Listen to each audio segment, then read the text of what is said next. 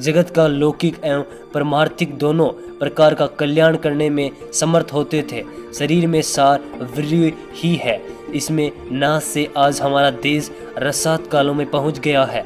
ब्रह्मचर्य के नाश के कारण आज हम लोग नाना प्रकार की बीमारियों के कारण शिकार हो रहे हैं। ब्रह्मचर्य के बिना कोई भी कार्य सिद्ध नहीं होता। रोग मुक्त होने के लिए, स्वास्थ्य लाभ के लिए, बल बुद्धि के विकास के लिए, विद्या अभ्यास के लिए तथा योग अभ्यास के लिए तो ब्रह्मचर्य की बड़ी भारी आवश्यकता है। उत्तम संतान की प्राप्ति, स्वर्ग की प्राप्ति, सिद्धियों की प्राप्ति अनंत है। करण की शुद्धि तथा परमात्मा की प्रति ब्रह्मचर्य से सब कुछ संभव है। ब्रह्मचर्य के बिना कुछ भी नहीं हो सकता। साख्य योग, ज्ञान योग, भक्ति योग, रियाज योग, हठ योग सभी साधनों में ब्रह्मचर्य की आवश्यकता होती है।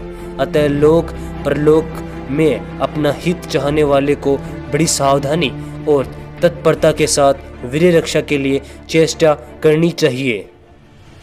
पहला, ब्रह्मचर्य की रक्षा से शरीर में बल, तेज, उत्साह एवं ओज की वृद्धि होती है। दूसरा, शीत, उष्ण, पीड़ा आदि सहन करने की शक्ति आती है। तीसरा, अधिक परिश्रम करने पर भी थकावट कम आती है। चौथा, प्राण वायु को रोकने की शक्ति आती है। पांचवा, शरीर में फुर्ती एवं चेतना रहती है। छठवां, आलस्य तथा तंद्रा कम आती है। सातवां, बीमारियों के आक्रमण को रोकने की शक्ति आती है। आठवां, मन प्रसन्न रहता है। नौवां, कार्य करने की क्षमता प्रचुर मात्रा में रहती है। 10वां, दूसरे के मन पर प्रभाव डालने की शक्ति आती है। 11वां, संतान दीर्घायु, बलिष्ठ एवं स्वस्थ होती है। 12वां, इंद्रियां सबल रहती है। 13वां, शरीर के अडंग प्रत्यडंग सुदृढ़ रहते हैं। आयु बढ़ती है, वृद्धावस्था जल्दी नहीं आती। 14वां, शरीर स्वस्थ एवं हल्का रहता है। 15वां, स्मरण शक्ति बढ़ती है, बुद्धि तीव्र होती है। 16वां, मन बलवान होता है, कायरता नहीं आती। 17वां, कर्तव्य व कर्म करने में अनुत्साह नहीं होता। 18वां, बड़ी से बड़ी विपत्ति ओन पर भी धैर्य नहीं छोड़ता।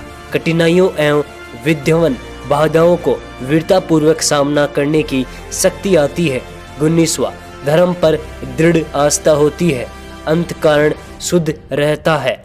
20वां, आत्मसम्मान का भाव बढ़ता है, दुर्बलों को संताने की प्रवृत्ति कम होती है। 21वां, क्रोध, ईर्ष्या, द्वेष आदि के भाव कम होते हैं, क्षमा का भाव बढ़ता है।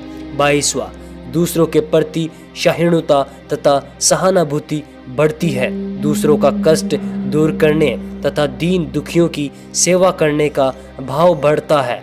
23वां, सत्व गुण की वृद्धि होती है। 24वां, वीर्य में अमोघता आती है, पर स्त्री के प्रति मातृभाव जागृत होता है।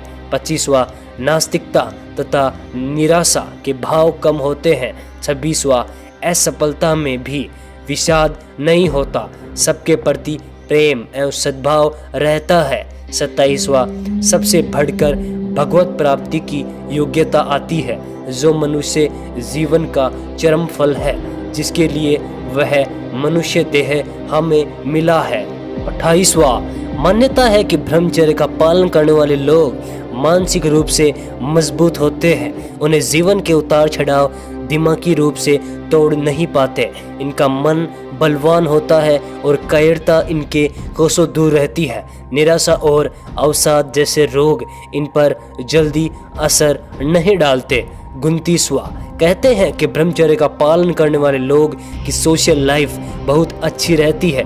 इसका कारण उनका प्रभावी व्यक्तित्व और दूसरों के प्रति सहानुभूति रखने का भाव है। 29वां, गुस्सा, जलन और बैर जैसे भाव इनके मन में नहीं आते। तीसरा और आखिरी, मान्यता है कि ब्रह्मचर्य के पालन से स्त्री हो या पुरुष, उनके सौंदर्य में वृद्धि होती है। गृहस्थ जीवन जीते हुए भी पुराने समय में लोग ब्रह्मचर्य के नियमों का पालन करते थे। यही कारण था कि वे लंबे समय तक युवा और ऊर्जावान बने रहते थे। ब्रह्मचर्य को नष्ट करने से अधि भौतिक, आदि दैविक और आध्यात्मिक तीनों प्रकार की हानियां होती है।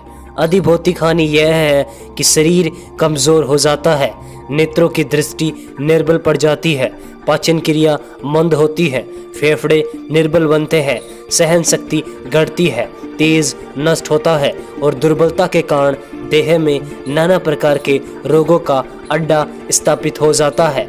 अधिदैविक हानियां यह है कि मस्तिष्क पोल हो जाता है, बुद्धि मंद पड़ जाती है, स्मरण शक्ति का ह्रास हो जाता है, सूक्ष्म विचारों को ग्रहण करने की शक्ति घट जाती है, विद्या सीखी नहीं जाती, अंतःकरण ऐसा मलिन हो जाता है कि स्वास्थ्य, लोभ, कपट, पाप आदि के आक्रमणों का विरोध करने की उसमें क्षमता नहीं रहती। इच्छा शक्ति, ज्ञान मनुष्य साहसहीन, इंद्रियों का गुलाम, भयभीत, चिंतित और हीन मनोविकृति का बन जाता है। ब्रह्मचर्य नष्ट करने से जो आध्यात्मिक हानि होती है वह तो बहुत ही दुखदायी है। आत्मा का स्वरूप को पहचानना, ईश्वर में परायण होना, धर्म कर्तव्यों पर बढ़ने के लिए कदम उठाना, विषय वासना में रत मनुष्य के लिए क्या कभी संभव है? ऐसे व्यक्तियों के लिए योग साधना एवं कल्पना का विषय ही हो सकता है। ब्रह्मचर्य को नष्ट करना एक ऐसा अपराध है जिसका फल न केवल अपने को वरन समस्त सृष्टि को भोगना पड़ता है।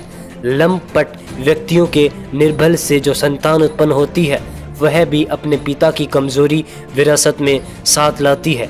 ऐसी संतान संसार के लिए भार रूप से सिद्ध होती है। वह अपने और दूसरों के कष्ट में ही वृद्धि करती रहती है। जीवों के श्रेणी उत्पादन का क्रम यही है कि उन्नत आत्माएं तेजस्वी पिताओं के वीर्य को प्रविष्ट होकर जन्म धारण करती है और पाप योनियों में जाने वाली पतित आत्माएं निर्बल व्यक्तियों के वीर्य का आश्रय ग्रहण करके जन्म लेती है। जिस देश के मनुष्य लंपट और दुर्बल होंगे वह कुल को कलंक लगाने वाली, देश और जाति को लज्जित करने वाली संतान ही उत्पन्न होगी।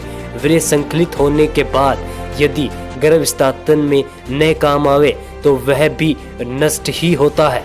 जल की सहायता से वह मोरियों में जाता है और वहां संतान पदौन का कार्य करता है। हैजा, तत्पेदी, प्लेग, इन्फ्लुएंजा, गर्दन तोड़ बुखार आदि नाना प्रकार के भयंकर रोगों से कीटाणु उसमें उत्पन्न होकर असंख्य मनुष्य तथा जीव जंतुओं का सहारा लेते हैं। इस प्रकार विवेक पूर्वक देखा जाए तो वीर्य नाश करने से सब प्रकार की हानि है। अपना दूसरों का सत्यानाश करके नरक गमन से बचने के लिए हर मनुष्य का कर्तव्य होना चाहिए कि वह ब्रह्मचर्य बने और पूरी तरह से इसका पालन करे। वीर्य की एक भी बूंद नष्ट न करने की दृढ़ प्रतीक्षा कर ले। मैंने आपको बता दिया है ब्रह्मचर्य के बारे में एक संपूर्ण ज्ञान और इसके विषय में आपको पूरी जानकारी दे दी है। अगर वीडियो अच्छा लगा तो लाइक और कमेंट करके हमें ज़रूर बताएं। और हाँ दोस्त, इस वीडियो को सबके साथ शेयर करें और एक ज़रूरी बात, इस चैनल को सब्सक्राइब जरूर कर ले दोस्त, क्योंकि यहाँ पे जो ज्ञान तेरे को मिलने वाला है वो कहीं नहीं मिलने वाला। तो इस चैनल को सब्सक्राइब करके बेल आइकन को जरूर प्रेस कर लेना। मैं मिलता हूँ आपसे ऐसी एक वीडियो के साथ, तब तक के लिए गुड बाय, टेक केयर।